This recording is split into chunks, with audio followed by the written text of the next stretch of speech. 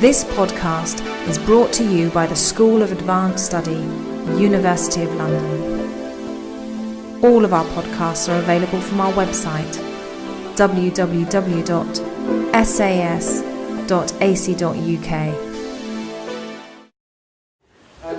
Good evening, ladies and gentlemen. I'm Warwick, Director of the Institution. One of the things we like to do is to assemble audiences of people fit, though few. And in my case, I'm not even especially fit. But we do this because we like to create coteries. And I think a coterie actually is not inappropriate for Bernard Spencer, mystery poet. And there are, as you may have seen on the way in, two books being launched tonight. Peter Robinson's collection of essays, or at least he has edited the collection of essays on Bernard Spencer's life and work, and the new complete poetry, translations and selected prose, which he has edited through Blood Axe, and copies of these are available outside. In order to launch books like this, and to spread the word about them, of course, we have a small reception and a glass of wine outside. The only thing between you and the wine is our three speakers, and here I'm immensely indebted to Jonathan Barker, who is sitting in the middle and is going to speak first, and who has assembled this panel for us. Valentine Cunningham is going to talk about Spencer's life and how his work abroad for the British Council, something something that Jonathan knows a very great deal about, working for the British Council, and he will speak first. Our speakers are going to keep to between 15 and 20 minutes each, so there's plenty of time for discussion before we adjourn next door. So let us start with Jonathan Barker. Thank you, John. Thank you, Warwick. Well, we've called this evening Bernard Spencer Mystery Poet, and there are a number of mysteries attached to this man in relation to his work and his life. The first, perhaps, is that I, like many other poetry readers, only first came across the name of Bernard Spencer from his mention in Stephen Spender's poem One More New Botched Beginning, which I first read in Spender's 1965 selected poems. Spender writes there, "Today I see three undergraduates standing talking in a college quad. They show each other poems, Louis MacNeice, Bernard Spencer, and I." Yet Spencer, when it comes down to it, has only one passing reference in Spender's autobiography, World Within World, and hardly any more in John Sutherland's biography of Spender. He's rather an invisible presence in these instances. I'm going to go through what Auden called a shilling life to give you all the facts of how he lived and take a brief look at his career. Bernard Spencer was born in Madras, his father a High Court judge in the Indian Civil Service. He was schooled at Marlborough, where his contemporaries included Anthony Blunt, John Betjeman and Louis MacNeice. He then attended Corpus Christi College, Oxford, with Isaiah Berlin, Stephen Spender and Humphrey House. He published poems in Oxford Poetry and co-edited Oxford Poetry 1930 with Stephen Spender, and the following year with Richard Goodman.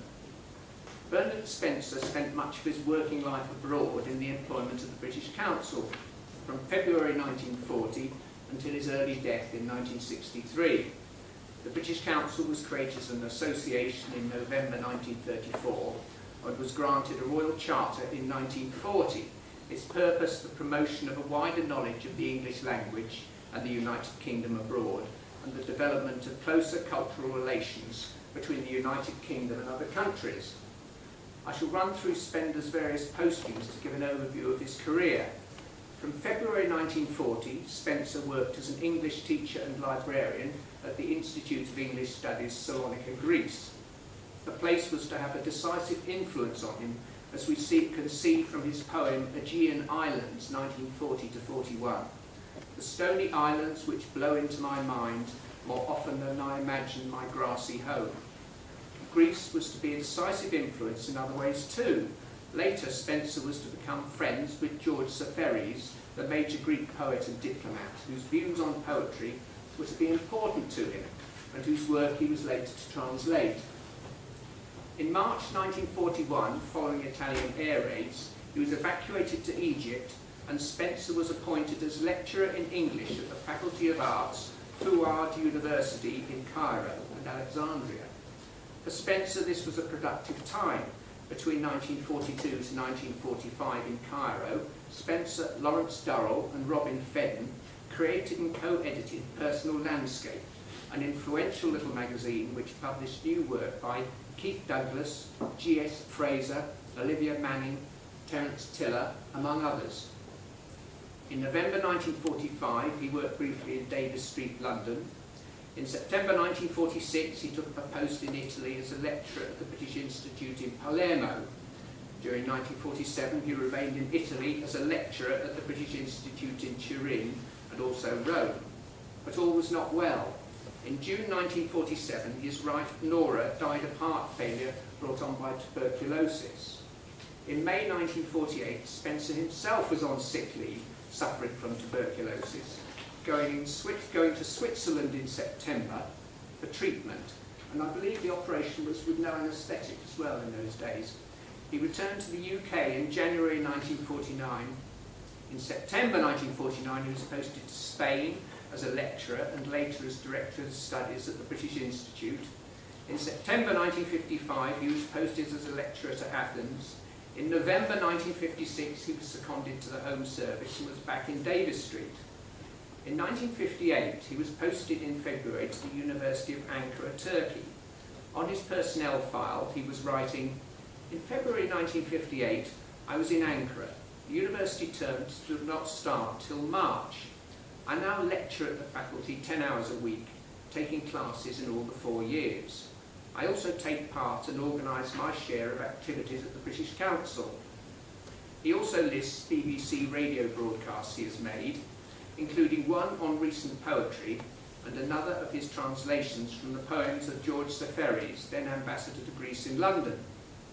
In January 1958, he was in Ankara until being posted back to Madrid in September.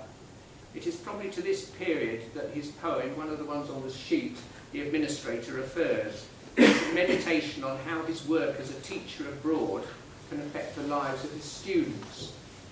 The poem ends with thoughts brought on by a rainstorm.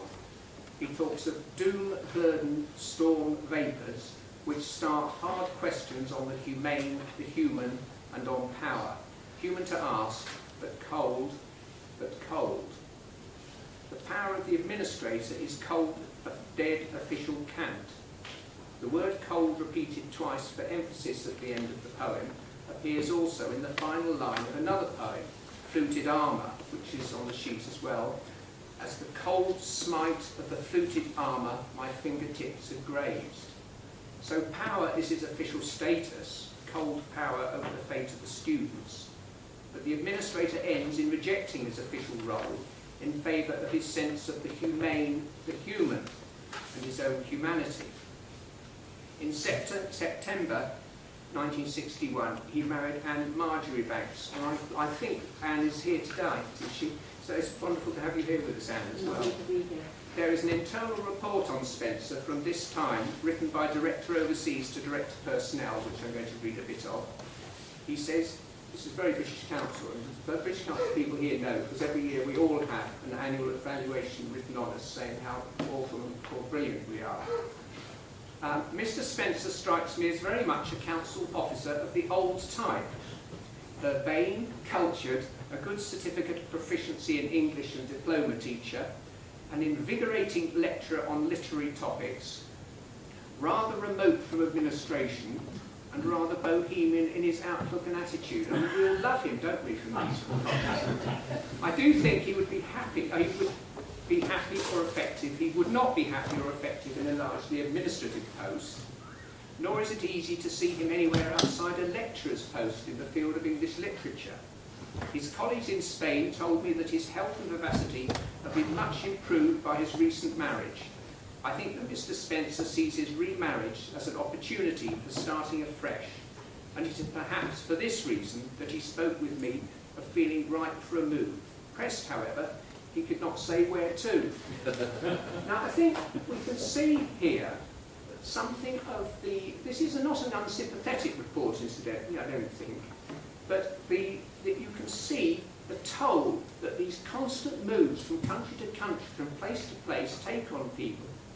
Everywhere they go, they have to take their things with them.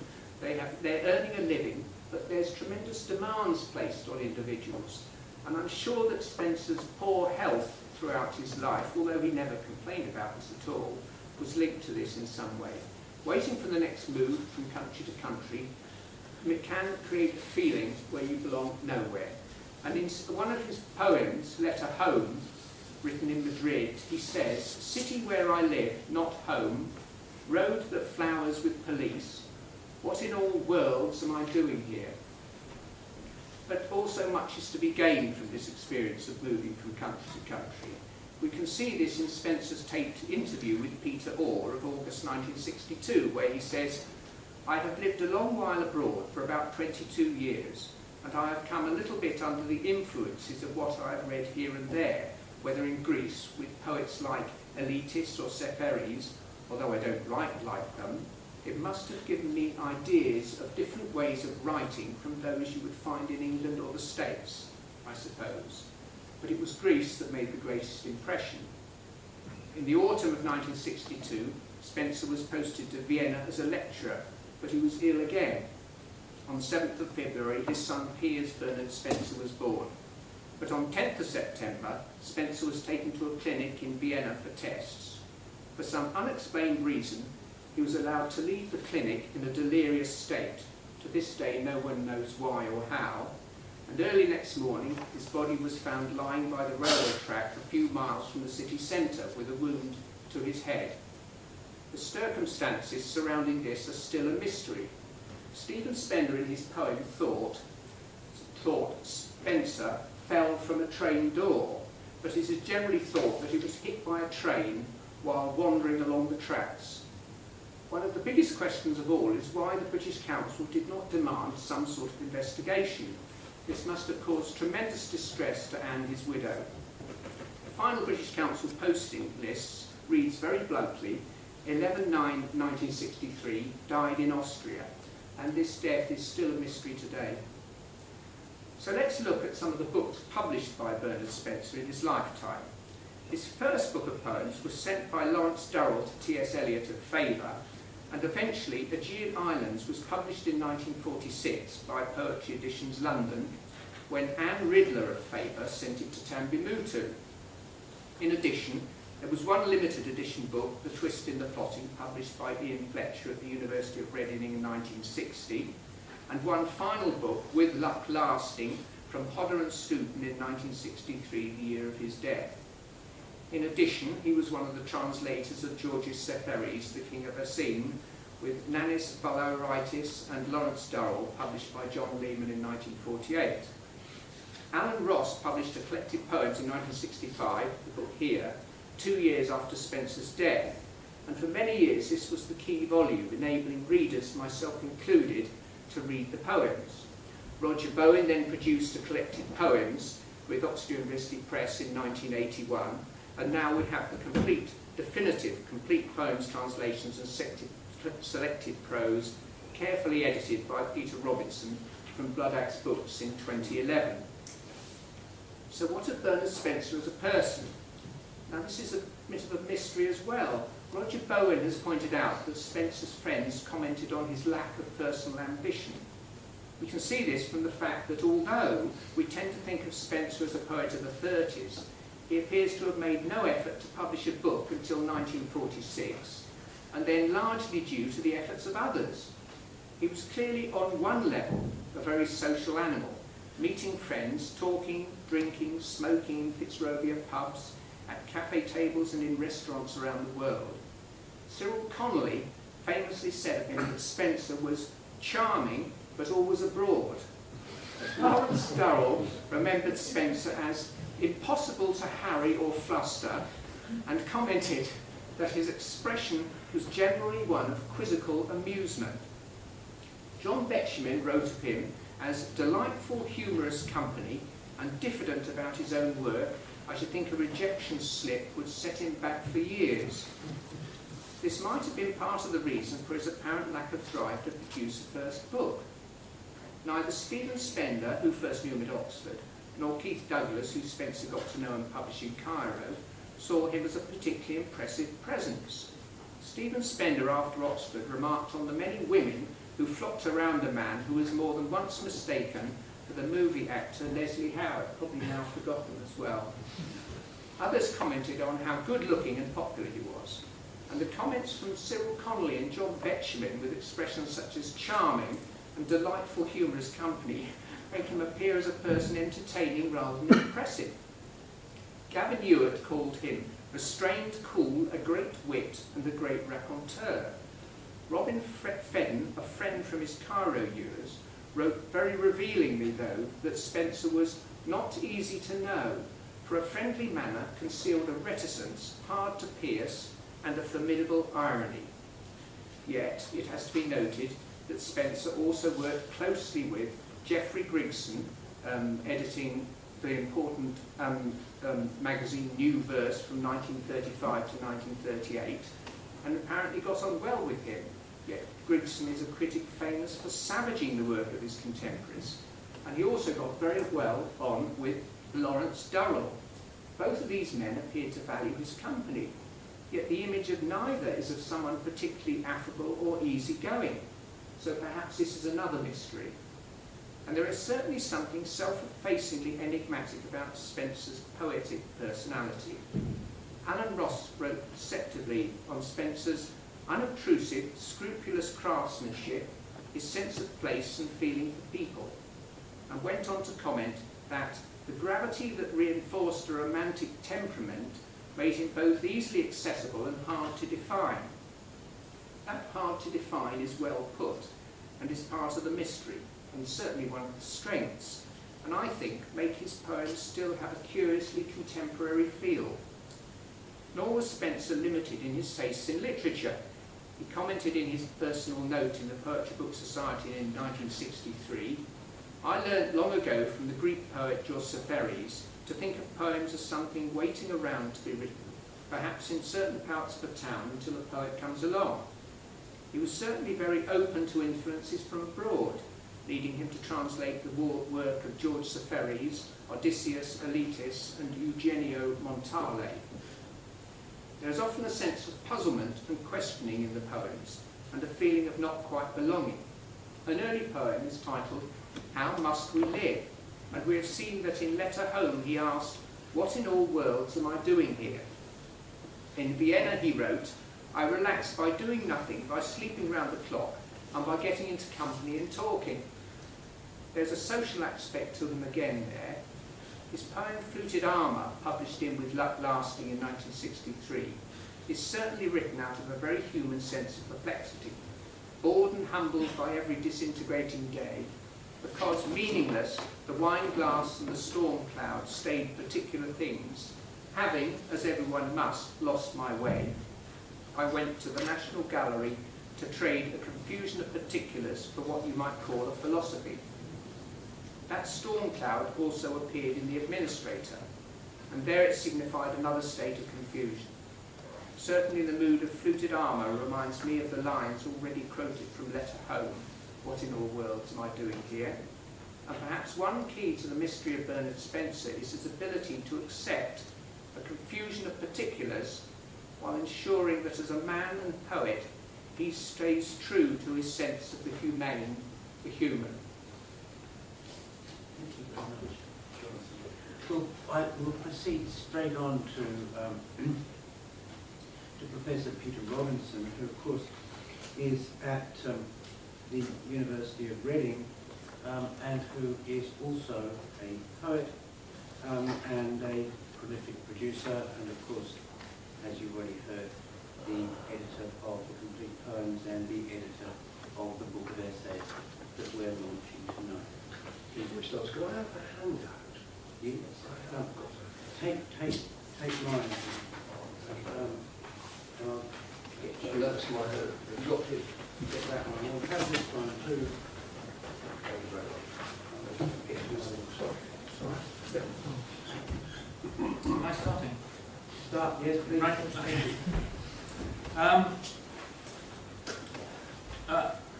Editing a poet and editing essays on the poet, one spends a lot of one's time checking that the footnotes are consistent between various bits and blushing about slip-ups and that sort of thing.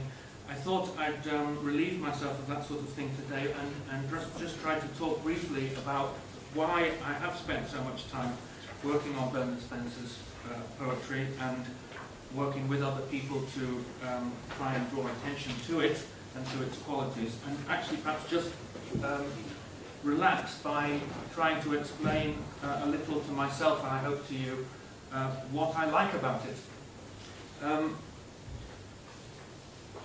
Obviously I'm taking my cue from the title of the talk, of the whole presentation today, of Mystery Poet, and perhaps I could just begin by reminding you of something that I think William Empson said once about poetry, which is, and I think he must have been thinking about, well, I think he could have been thinking about Shakespeare too, but probably also thinking about 20th century poetry, which is that a poem can keep its secret by telling you that it's got one.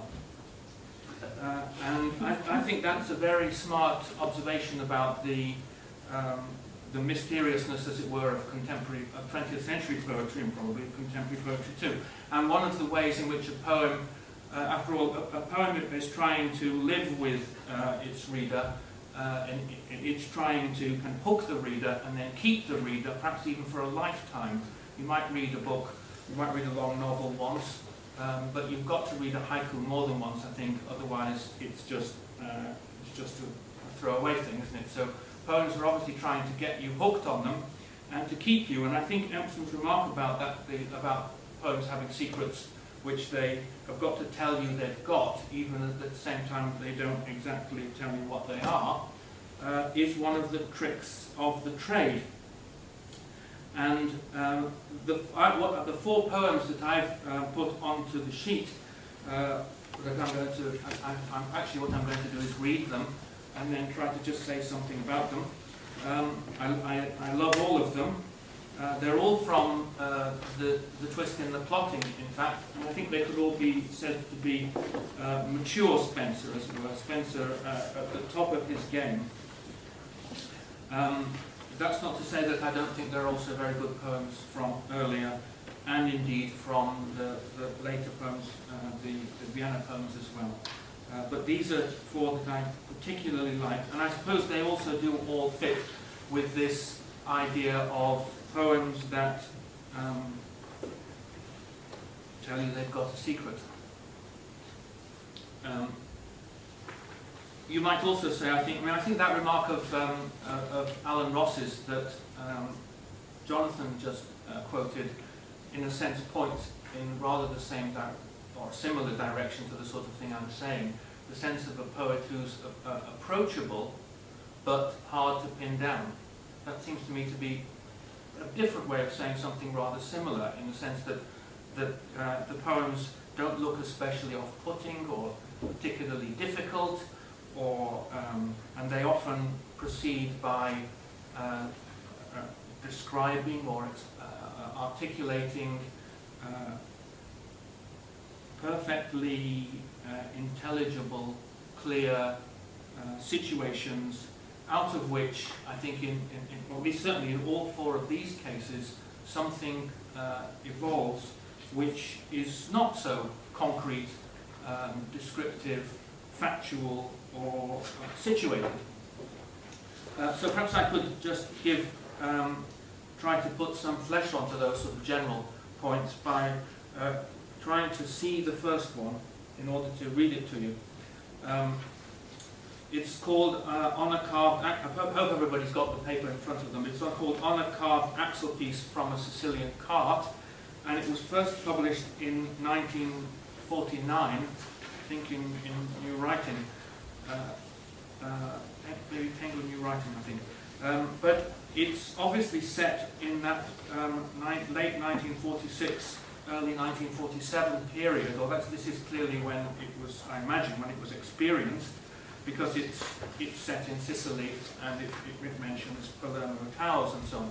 So it's a poem from that very short posting to Sicily, but maybe it wasn't written exactly then, or maybe he was very slow at getting around to publishing it anywhere, because it certainly it didn't come out until not only after Nora had died, but also after he'd had his own brush with tuberculosis.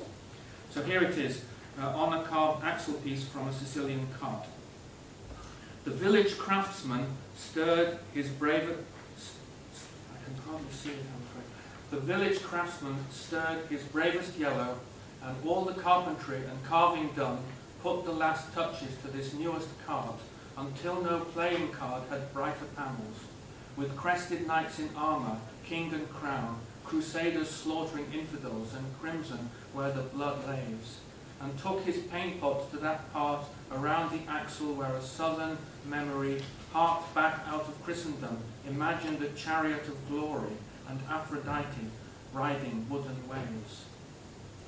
So some tanned peasant paid his money down until the years put a stop to him or his purchase, jaunted half around Sicily and with wood for the fire, long muscat grapes, or tangerines for the market in the town, thus answering as his fathers had, those metaphysical gaps and fears, which drain the blood of the age or drive it mad, the why are we guilty, and the who must punish, with a salty way of speech, with tasselled harness, and with a cart to match the sea and all the flowers, with Roger the Christi and Palermo Towers, and in between the dusty wheels, the Queen of Love in a yellow gown, featured like a peasant child, her 3 red horses rearing from the foam, and their carved manes blown wild. Well, just to say one or two other things that I like about it, I can't help just loving the way that it draws to that conclusion where he manages rhythmically to put 4 stressed syllables together in the closing line. The carved manes blown wild. Obviously rhyming back with the child, and in fact the poem draws a lot more rhyme to itself, as it were, in the final verse than it has earlier on. And again, I think that Alan Ross mentioned the technique, and I think what one can feel as one's kind of picking one's way through the poem is that the technique is extremely flexible. That although it's written in stanzas and although it's written in relatively conventional syntax, the relationship between the rhythmical pulse of the lines and the structuring device, these sort of semi-improvised, well, improvised really, structural devices, and clenches the poem together at the key points, relaxes it when it doesn't need to be so clenched. So it as it were, can focus and unfocus through its course, focusing in onto details and then drawing back from them a little bit, as if, you know, as if saying, well, no, it's not mysterious at all, I'm just describing a cart. Or, and then, actually, no, it is mysterious, it's entirely mysterious, because this is a picture of the whole of Christendom. This is an evocation, an attempt to settle enormous questions of Christian culture, which the poet clearly appreciates in terms of the creativity of the local artist.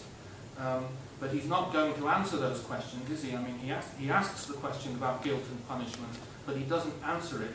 And I rather imagine, or I assume from the fact that he doesn't, that this is really not a religious poem in that sense at all.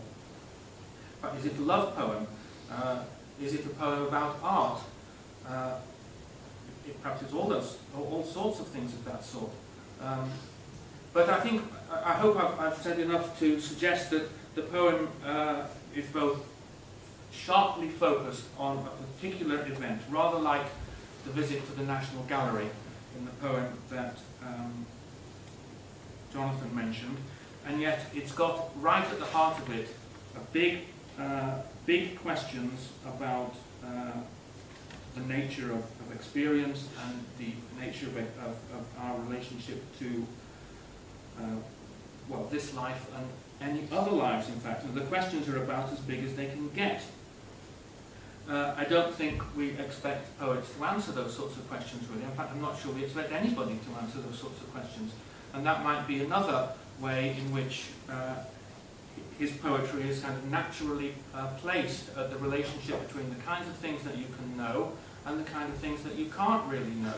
And that, so that the poems are kind of, as it were, hinged around that relationship.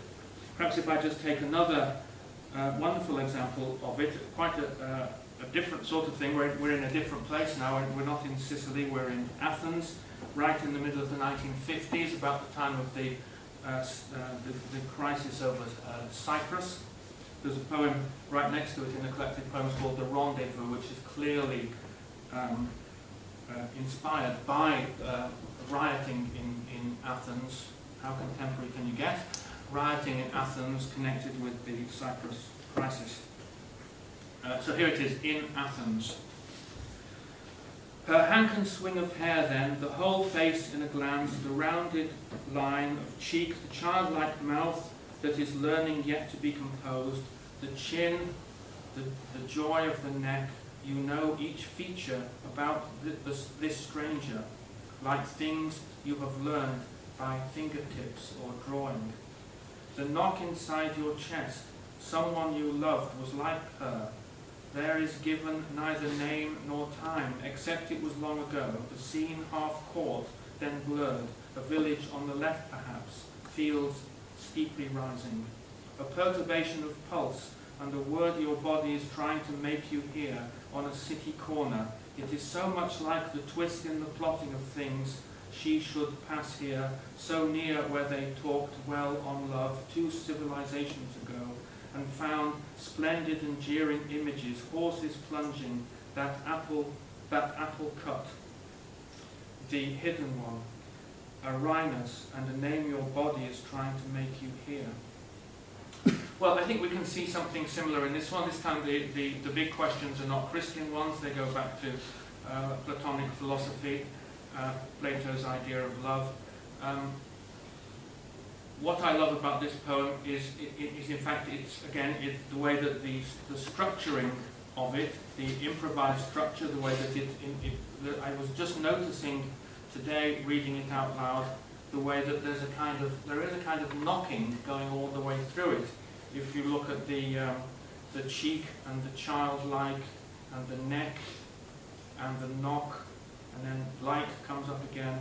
So they've got a whole run of kind of knocking going on through knocking sounds going on through it, which is like his heart kind of beating or beating a little bit faster or something like this.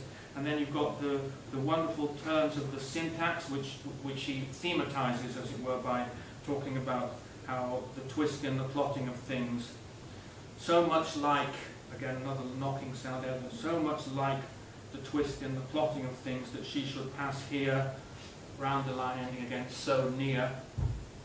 So you've got here with your ears, as it were, and here, the deictic, and then you've got near, turning round the line. And I love the way in which the poem is very unshowily dramatizing what it's about. And that's another way, I think, in which the poems seem very approachable. They're not showing off their technique, but if you listen and look closely, you can find that they're full of very subtle articulations of theme. And again, I think surely this is another very characteristic case of a person experiencing something perfectly concrete and specific, and then finding it leading out into large, unanswerable mysteries. I mean, he makes a note in one of the manuscripts, I think, or I think one of the printings of this poem. He actually says, a young girl passing by me in Syntagma Square. And so the occasion of the poem is absolutely specified, and yet out of that comes something that isn't at all absolutely specified. And my sentimental heart wants to imagine that this is him remembering Nora, but there's no evidence for that at all. That's just me.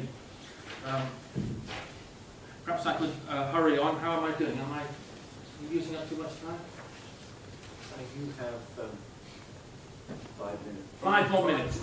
I'll be very quick then. Perhaps I'll skip the agents. Except I'll just say about the agents, which I won't read. That it seems to me that it's like the inverse of in Athens. It's a poem about. It describes people in a sense haunting him and reminding him of somebody. I think the agents of the poem are people who pass by him in the street, or just like in the Athens poem, but who seem to have been sent by somebody else. And this somebody else, he seems to have a much more fraught or contradictory kind of relationship with. It's got one of the strangest endings, I think, of his poems, where he talks about while you sit proud in the north and hug your hate. So it's addressed to somebody who seems to be haunting him and sending spies almost to. It's a very Cold War kind of poem, I think, this one. Having agents tracking him in foreign cities, but these agents aren't. It's not the third man. I don't think there's romance in the third man too. So there we are. I won't say any more about that one. I'd like to just finish off now by reading you, I think, probably my favourite. Again, just to emphasise what Jonathan was saying, this poem was written in 1947, and it was anthologized by Kenneth Allott in the Penguin Book of Contemporary Verse in 1950, but Bernard Spencer only collected it in a book of his own in 1963. So that's not rushing into print exactly, is it? Anyway, here it is, On the Road, a wonderful poem, I think. Our roof was grapes and the broad hands of the vine, as we two drank in the vine-chinky shade of harvest France, and wherever the white road led, we could not care. It had brought us there, to the arbour built on the valley side, where time, if time any more existed, was that river of so profound a current, it at once both flowed and stayed. We two, and nothing in the whole world was lacking. It is later one realizes, I forget the exact year or what we said, but the place for a lifetime glows with noon. There are the rustic table and the benches set. Beyond the river, forests as soft as fallen clouds, and in our wine and eyes I remember other noons. It is a lot to say nothing was lacking. River, sun, and leaves, and I am making words to say grapes and her skin. Well, one of the things I think is tremendously cunning and subtle about the ending of this poem is the way in which, by putting the words grapes and her skin into inverted commas, he almost manages to get the poem out of language altogether, as if he were actually not talking about the words grapes and her skin, but he's actually talking about the grapes and her skin. Now, of course, he isn't, because you can't in poetry, but this does seem to me to be about as near as you can get to it. Or at least if that's one of the things that this does. Again, I think you can hear the wonderful way in which he's able to turn a syntax so that it's profoundly significant and yet extremely casual. That the ending of the first verse where it goes, if time anywhere existed, was that river of so profound a current, it at once both flowed and stayed. And the way that he's set it up so he's got stayed rhyming with shade, so you get the feeling that in a way the poem does momentarily suddenly stay, both in the sense perhaps of stopping and also supporting and sustaining. Well, I could go on. In fact, on other occasions in lectures and so on, I have gone on. So I'll stop there. But perhaps I could just refer to one of the people in the audience, because Robert Wells is here tonight, and he says a very good thing in the book of essays. He says that of the end of this poem, it was a lot to say that nothing was lacking. And his essay, I think, is a tremendously subtle and complex exploration of why it was something very rare and very difficult in a sense for Bernard Spencer to say that nothing was lacking. So I think this is a wonderful affirmation of something, and when you have the sense of all of the things behind that might make it difficult to say that nothing was lacking, saying it is even more implicitly significant. I'll stop there. Thank you very much indeed, Peter. I should have said at the outset that these seminars are occasions which we are running in collaboration with the Stephen Spender Trust. And of course, to whom of course we're very, very grateful. They had as their original point of departure the work of Spender, and we are concerned as they go on, their usual chairman, Dr. Martin Feigl, who can't be here tonight, but as we go on, part of our concern is to build up something of the context of poetry in the period of Stephen Spender's life. I first encountered Bernard Spencer in a very old anthology now called Poetry of the 30s, edited by Robin Skelton. And I am very interested to know about some of the early work and why he might have been in that book when so much of what it is that he publishes, of course, is published later on. And Professor Valentine Cunningham, who's a senior research fellow at Corpus Christi, is, of course, among other of his publications, a great expert on poetry in the 1930s, and I speculate whether or not he might answer my implied question. Valentine. Thank you very much. There is a poem by Bernard Spencer from 1937 called Cage, where he writes of having to keep a close watch on the minutes, the packed minutes, he says, of his life, because he has to write an account of myself in 500 words for a sociological group. He worked, contributed to mass observation. Well, I feel a bit like that now, caging Spencer in a few minutes. So here are my 500 words or so. He was, it seems to me, most importantly, a quintessential poet of the 1930s. As we've heard, he was like so many others. He was at Marlborough College.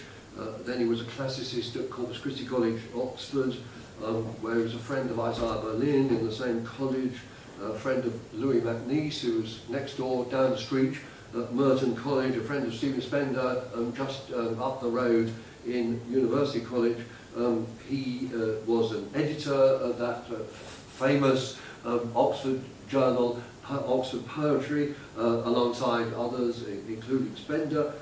He wrote, as we heard, for New Verse, that most important little poetry journal of the period, even for a period assisted Geoffrey Grigson in the editing of that little paper.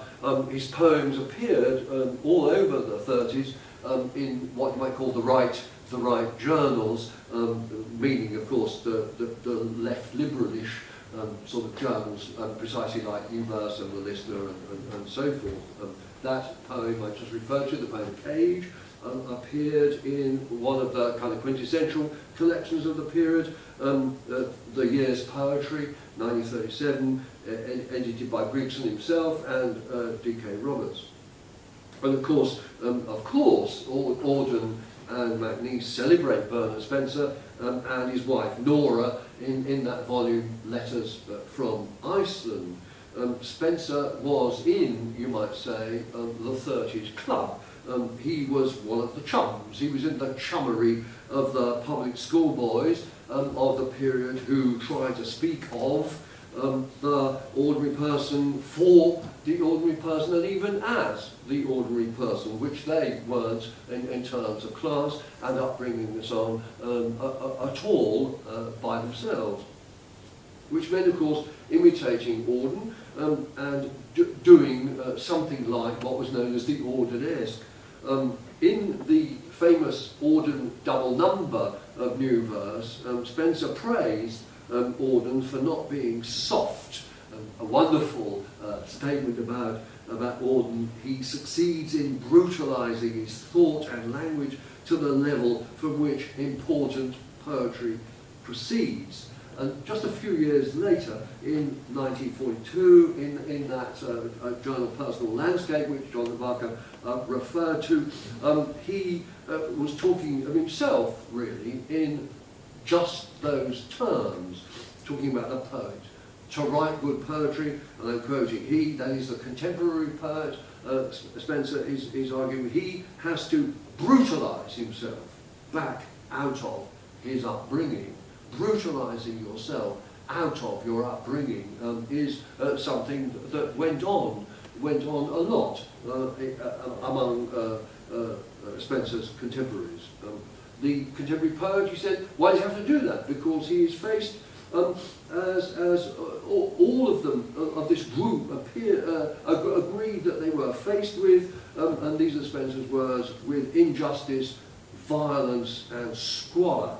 And in facing the contemporary scene, you must resist getting, quote, numb, frigid, over-intellectual, or soft, sentimental. Going over, as they put it, to the side of the ordinary person, even the working class, writing about ordinary life, embracing the subject of the factory and the suburb, going into that very different country from where they originated, so far from the territory of your upbringing, your education, your class, indeed involved self-brutalizing. And it is very interesting, and I think very important, that worries about selfhood, where you had got to, what you had become in the cause of your art, as it were, these worries never left Spenser, as they never left this group of aesthetic producers that he matured among. He did, I think, resist being soft and sentimental, whatever the temptation, and certainly was never frigid or over-intellectual, certainly not about the new subjects, as they were thought, in this new country for him and for the others. But he's never, it seemed to me, and this is what makes him important, he's never quite at his ease, as others were not in the group. And what I think makes his 30s poems of interest, I think what helps make them good, is the way that they work. They work with the recurrent tropes of the 30s, you might say, the 30s rhetoric, indeed with the Organised itself, but working critically, turning them inside out, working through them and beyond them. And that is what I want to celebrate in the 4 poems which are on the handout there, on my handout. I think I've had my 500 words, but I will go on. Number 2, take number 2 on the handout, Winter Landscape, appeared in The Spectator in 1936. This is an absolute classic 1930s, as you might say, landscape or topography. It even includes an Auden gasworks to indicate where it is. Embraced, of course, in a torrent of Audenist definite articles, that keynote of Auden's descriptions, that Audenic pointing work, and one should notice that that phrase, the excitement of engines in line 15, excitement of engines.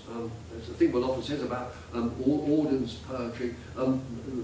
If you go to kind of creative writing classes, they warn you against using words that Auden used, or never use the word beautiful in your poetry. Say how beautiful, the beautiful loneliness of the banks, as Auden put it. You never use words like excitement.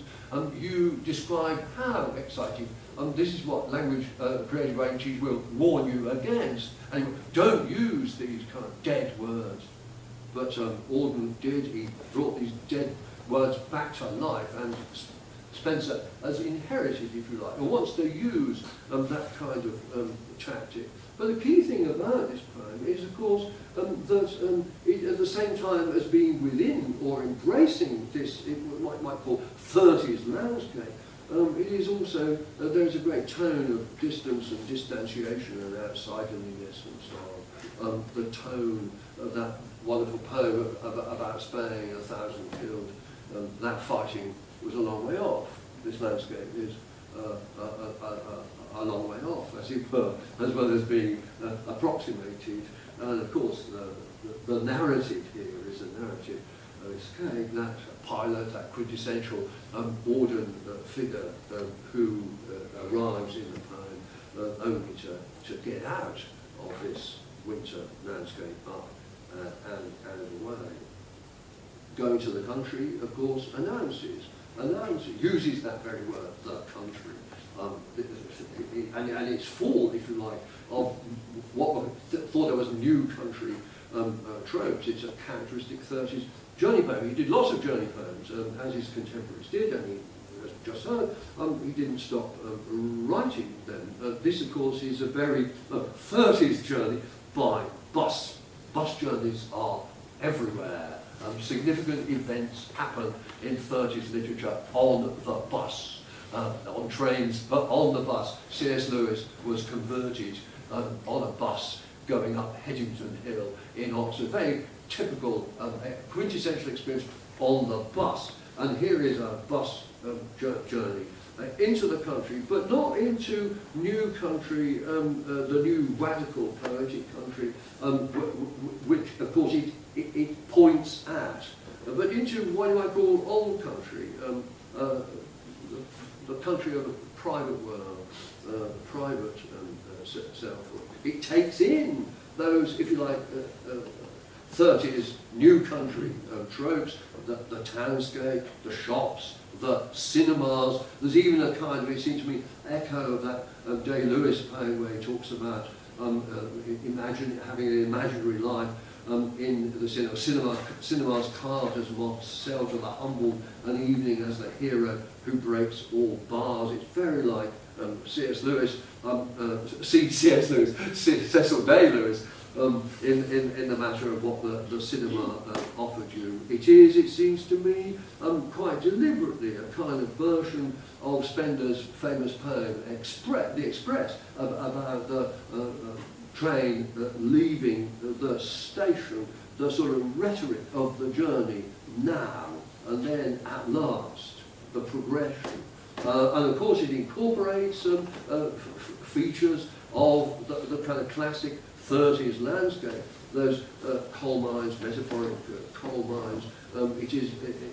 There's a sort of anti-north.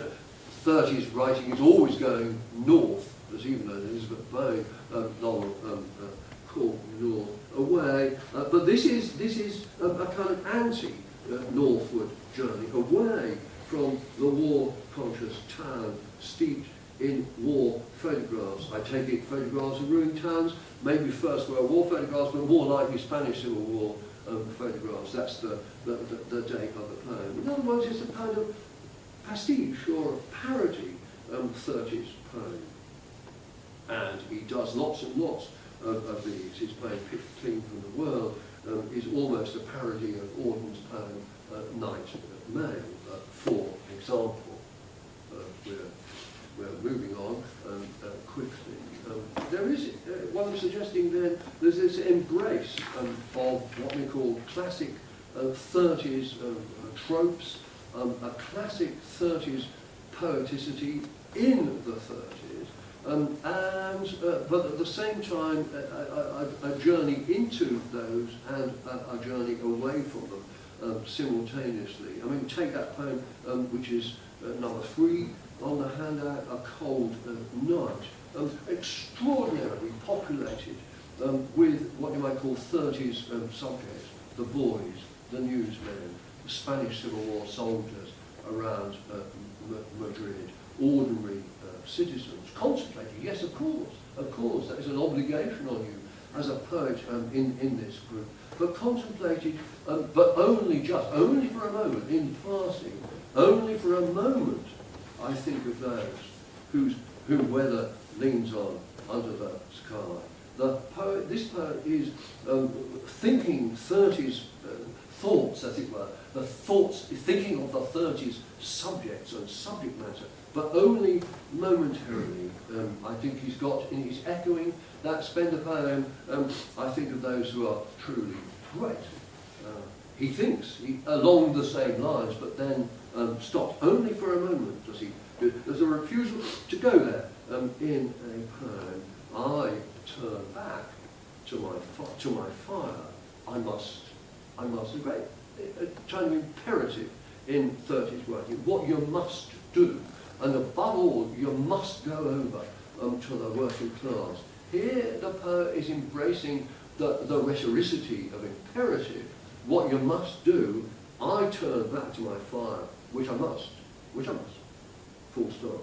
So it's a kind of retreating, a kind of escaping, a kind of solipsistic imperative, quite other, if you like, though working through and in terms of orthodox 30s imperatives, which suggested you should look outwards, turning away, turning the gaze inwards. So here I'm suggesting is a 30s self, which is actually retrogressive or defiant, and of course, it seems to me, a self in suspense. I'm not God, line 16 of that poem. I'm not God, and or a crazed woman, and one needs time. Everybody would have heard an echo of Eliot's proof. I'm not Prince Hamlet. There will be time to prepare a face to meet the faces that one meets, and not the crazed woman, perhaps a Yeatsian illusion. And one needs time going over to the side of the working class who's supposed to resolve yourself with problems, to get you out of that kind of Proofrockian indecision or irresolution about yourself. And here, Bernard Spencer is consciously putting himself back into that Proofrockian indecision. Just think finally, my fourth example, which is that sonnet, Our Jack from New Verse, June 1935. I, Jack, walking on the hill's shoulders. I, of course, at home, me, I arm me to me. The I of the poem needs to keep remembering who he is, who I am, when I am, which is kind of an extraordinary thing. You expect remembering who I am or what I am, but no, when I am. This poet in motion, going through time, a self, as it were, in progress all the time, trying to remember who I am when I am. A real problem of remembering. Looking for a place, yes. The period is a period of the poetry and the poetics of place. Looking for a place where there is not difference or wean. Curious word, of course, a Hopkins word, being rung, where there is not difference or wean. It is a sonnet, and I think deliberately going back, as it were, into the world of Hopkins's sonnets, which are all about the precariousness and the problematic of me and I. And Hopkins, of course, was a great hero of these poems, but representing something which was not supposed to be the place where a kind of left liberal poet, not in the arms of, as it were, Roman Catholic Hopkins, still hunting like Gould, this, the singularly achieving something. And what's very striking, and we'll talk a lot about this, and it's manifested even in the poems we just heard, down the table, as it were. Isn't it extraordinary how the power Spencer's work resides a lot in the extraordinary rhyming that he goes in for, the kind of intricacy of the rhyming in this poem.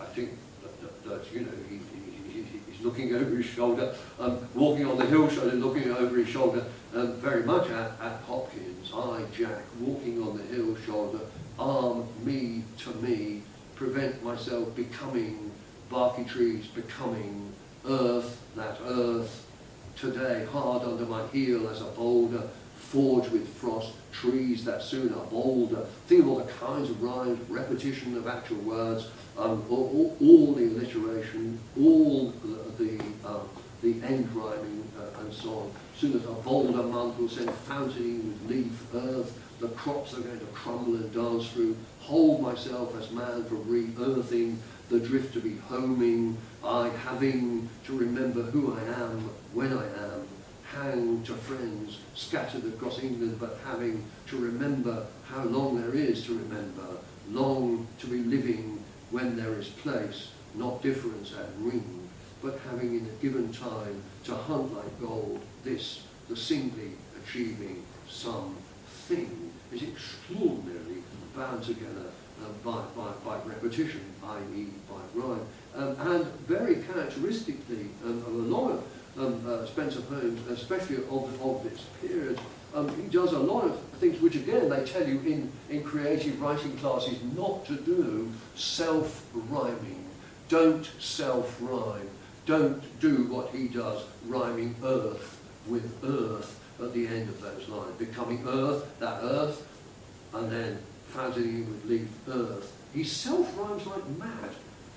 All over this period, my sister, great with child, my sister, great with child, in a cold night, you can see him sort of, if you like, worrying about this at the end of that poem, and number 3,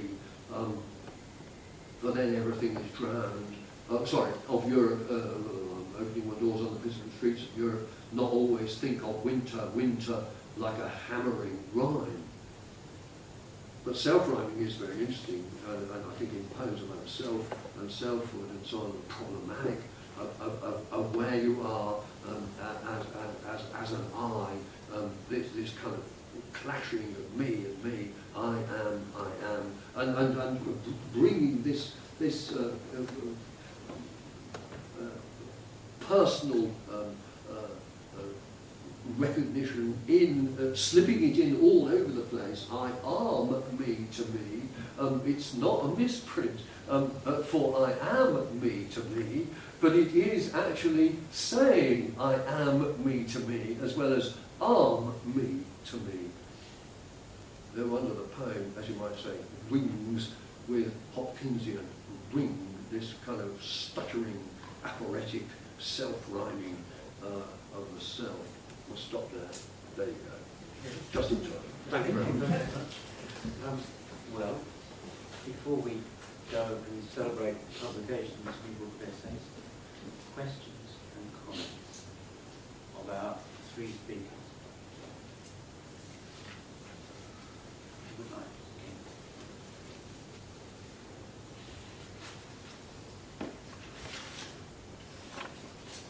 But if no one wants to begin, I have a question, which is simultaneously a question for Jonathan Barker, who first raised it, and for Peter Robinson, and of course, on behalf of the archive of Spencer's work from the University of Reading.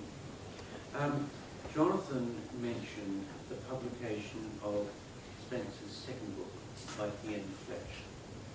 Ian Fletcher, of course, a man greatly to be remembered, a very fine poet himself, and a lover of coterie poets, a great lover, of course, of the Rhymers Club poets of the 1890s, but also of small groups of poets. What was Spencer's relationship with those who edited him? I think his connections with Fletcher may go back to Cairo. I think they may have met in Egypt, or if they didn't meet, they were both in. Fletcher was also in North Africa, and so I think Fletcher must have been on the edge of the group that Spencer belonged to in Cairo, and Fletcher invited Spencer to lead at the University of Reading in the mid-50s. So he did do that, and there are letters in the archive to that effect. And then Fletcher does write, and I think then there are also requests for poems for magazines. And I think Fletcher also does one of those programs on BBC Radio 3 where he wants to put some of Spencer's poems into it. So there's a continuing support for Spencer. And Rod gets the impression that Fletcher may have been one of the very few people that was writing to him in Spain, saying, what are you doing, and have you got any new poems and so on. And then in 1959, I think, he writes to him saying, would you like to be published by the Reading University Art School in this series of books that we've got going. They published in 1953, I think they published Myron McInnes, and they published Philip Oakes and Kingsley Amis, John Wayne. This would be, I think, may have come out of John Wayne's being at the University of Reading at about the time that the movement started going. So there's a lot of correspondence about what poems are going to go into the book. Some of the best letters actually are letters that Spencer wrote to Fletcher about what would go into it. So it's actually all detailed there, in fact. I put something up on the website of some of the correspondence connected with that book, which I think probably can still be found online somewhere. Thank you very much. So it's a he's one of the really important people sort of digging Spencer out of obscurity in the 1950s. Another example of somebody else coming to Spencer saying, I want to do some of your work. It wasn't Spencer going trying to sell himself in any way, was it? No. They're very fine, beautifully printed books, really, aren't they? They're almost like... I think they were hand set by... Yes. Maybe Andrew knows the name of the person. There was a fine printer in the art department at the time. I don't know the name of the person, but they came out of what was then the Department of Fine Art, which incorporated what is now the Department of Typography and Graphic Communication. So there was a commitment to fine printing and fine book production. I think the books were hand set by this person whose name is on the books, but I can't remember it. And as Peter mentioned, he was in good company because the Kingsley Amis' second book was also published through John Wayne. It was John Wayne certainly was the influence of Amis. It's certainly John Wayne that published Myron McInnes then in 1953 because they were an item at the time, I believe. Can you say something about his compositional methods and processes? Because obviously I know a little bit about this from hearing you talk, but the archive at Reading is full of varying sort of different phases of the poems. The poems going through different phases. One of the regrettable things is that he seems to have only decided to start keeping his manuscripts in the early to mid 1950s. So there are no manuscript drafts of that poem, the Carved, the Axlepiece poem. There are no manuscript drafts of On the Road. But there are in Athens, there's everything from the first scribbled thoughts all the way through to the final poem and varying endings. I think he wrote rather quickly, and I don't think he spent many years belaboring a poem. And I think he 5, 6, 7, 10 drafts, that kind of thing. They look as though they're done quite quickly over a relatively short period of time. They're very, very heavily worked, particularly at first. So the page is covered, so there'll be a draft, and then there'll be different readings for all the lines running all the way around the outside of it. So it's a sort of really palimpsest of possible readings. And then he finally kind of narrows down on what they're going to be. And there's a great deal of close work on how the poem is going to sound and revision of tiny details and cadences and so on. But one doesn't get the impression of him sort of producing a draft and then going away, leaving it for a long time and then coming back to it. It looks as though they do it as a run and get there and then stop. That's my impression of it. But I think somebody could write a book on the basis of these manuscript drafts. Well, Peter, your essay on boat poem and the drafts and how it firms up and shapes as a poem, I thought was wonderfully illuminating and subtle, and sort of one can read back into all his other poems from that. I greatly enjoyed that essay. Thank you. Yes, I'm not a real expert in how to do all of the little carrots, and so my transcribing of it is done for amateurs, really, as it were, or just so it's readable by anybody. Well, you drew out from the particular points in the poem beautifully to give us a sense of how shapely his ideal of a poem was, and how yes, shapely his poems really are. It's wonderfully casual as well, I think. I mean, one of the things I like about that poem is that, well, it's one of the things that struck me looking at the manuscripts, is that the 3 lines in parenthesis Yes. about the big yachts across the bay, they're just written out. There's no revisions, or he doesn't sort of feel his way towards that. He just writes it out in brackets. So that sometimes he just knew what he wanted to say and he said it. At other times, you can see him feeling his way through phrases and just verbal noise. I think one of the other wonderful things about looking at the drafts of that one is to hear him almost just trying to tune his instrument at first. He's just writing about sloshing and slopping. Yes. And there's a funny page of just noise words, really. And yet he gets in the very first jottings the last phrase of the poem. About the millions Yes. of... Yes. Thousands of millions of sea. He does, that's right. So there's also I think that is also a sign of a poet at work, isn't it? Where even when you're just beginning to edge into the poem, you have a sense maybe that's the last line, or that's a key line in the middle, or perhaps this is how it's going to start. And you can see him doing that as well, I think. He knows, even before he's written the poem, as it were, he's got a sense that that's where it might end up. I must register my sense that, for me, Spencer's not a poet of the 30s at all. The 30s, I feel, crushed him, and he couldn't come, grow into himself in that time at all. He doesn't seem to me to with one or two small exceptions, fine exceptions, but he doesn't seem to me to come into his own until he gets out of England and gets away from all these people. Who don't seem to have had much, one gets angry at how little time they seem to have had for him, not really seeing his quality. People like Spender and Gregson particularly. Yes. And with Nice there wasn't much contact. He was much more at home with people who made their name after that, people like Keith Douglas and Lawrence Dowell, and the people who appreciated him and saw his quality were not the people of the 30s. He didn't belong in England in the 30s. And the poem where he really sort of with great eclat comes into his own, there he is, suddenly, is this wonderful poem about the Greek islands, which opens his first book. Well, I think one of the if I could just comment on that, I think one of the tributes that Valentine's paid to him is that of the 4 poems on the sheet, 3 of them were not collected by Spencer at all.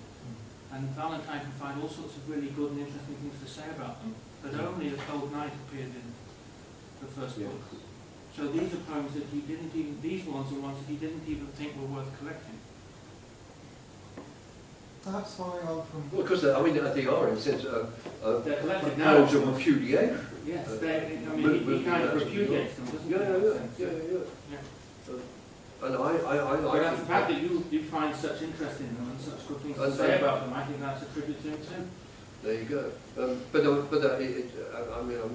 think that strikes me about the sort of later stuff, and not least these poems that you were dwelling on, is that they are poems in motion, as well as being poems about having arrived in this other place, these Mediterranean places and so on, precisely away from England, and if you like, away from what the other boys had done and were doing, and precisely kind of poems of being liberated from England, but also from what was going on in the poetry out there, and it is worth dwelling on that. You know, that he becomes a kind of becomes a forties poet, but a forties poet of the Mediterranean. I wanted to say what was it Lawrence Durrell said about fuck England? Did he? Henry. He said to Henry Miller, his great friend, and there is a sense in which going the British Council, so to speak, has been good for him. What interested me greatly was how open he is to influences from these poets from Greece, etc., that no one else was really looking into at those days. I think he might have been one of the very first people to translate Montale at all. I think he wasn't the absolutely first. I think Mario Prats did in the 1920s, but very, very early translator of Montale. And somehow there's an influence, I think, too. Yeah, I think it's somehow opened up the verse. And I mean, do you agree with me that they do read very as contemporary poems still? I mean, that's what strikes me with the lasting book. A lot of those poems don't read as though they're stuck in the past, as though they're still sort of very living poems. Once he's got out of the 30s, and he really does find his own voice, I think. I don't feel that he's writing in any period manner at all. He hasn't got a period manner. He's just got the sound of a person reflecting on and evoking and reflecting and so on. And I think that's one of the things that means that it carries. It doesn't sound dated because it actually never was of a particular date exactly. Yes. Because it could have turned into, as were Robert Graves, whose career is very similar. You know, they go through the same Egyptian university, as it were, and you think all the kind of sneery things that Graves had to say about that experience. And Malcolm Muggeridge, of course, was in the same. You don't hear Spencer say anything sneery about other places. You don't hear him say anything sneery about other places. In the diaries and so on, there are occasional comic observations about the people he encounters, but they're not sneering. I think one of the things I haven't been able to construct this argument properly yet, but I do think he's a person who's working for the British Council right in the middle of the decolonialisation period, and he must be thinking about, how should an English person, his father from the High Court judge from Madras and so on, how should an English member of the establishment behave towards other people, non-English people, in a world which we no longer rule? And you belong to that diasporic generation, which is the 20th century equivalent, it seems to me, of those Victorians who are kind of liberated by going to Italy. And it doesn't seem to me to be accidental that in the poem on the road reminds me a lot of Robert Browning's Two in the Companion, actually. We too. That wonderful love poem about being in Rome. This is a century on. There's a beautiful poem by Attilio Bertolucci, the father of the filmmaker as well, which is very similar to this, and which I don't think Spencer could have done but he had written, Bertolucci had written it by then, written in the 30s, so it's conceivable he could have read it in Italy, but I mean, always think about Rufus Graves and the broad hands of the fire as we two drank in the fine chinky shade. I mean, you can think of bits of Browning and Italy, actually. there was a comment that we somehow the discussion suppressed over here. Well, the conversation went more or less in the way that I was going to suggest if you could look at, because it seems to me that what I'm interested in what the panel might be able to throw light on is how widely Spencer had read, say, in Greek, modern Greek poetry and in Italian poetry. It was mentioned he translated both Cytheris and Montaigne. I don't know whether he knew any Arabic, whether he began to learn Arabic when he was in Egypt. But there does, it seems to me, for example, if you look at the form of Spencer's post-war poems, not the 30s poems, but post-war poems, the most obvious model for them is Cytheris' poems. They're terribly like Cytheris' poems in the way that they take a subject and proceed with it and move around with it, and they look like Cytheris' poems on the page too. And I'm wondering if this is coincidence, or if there was a real, actual strong influence from Cytheris, or if there are other influences from other poets who he knew or became involved with or translated that the panel knows. Well, I think a way just to sort of begin to think about that is to look at the title page of the 1948 publication of the Cytheris poems, and it says that the poems have been translated, if I remember rightly, by Bernard Spencer, Nanos Valoritis, and Lawrence Durrell, which is not alphabetical.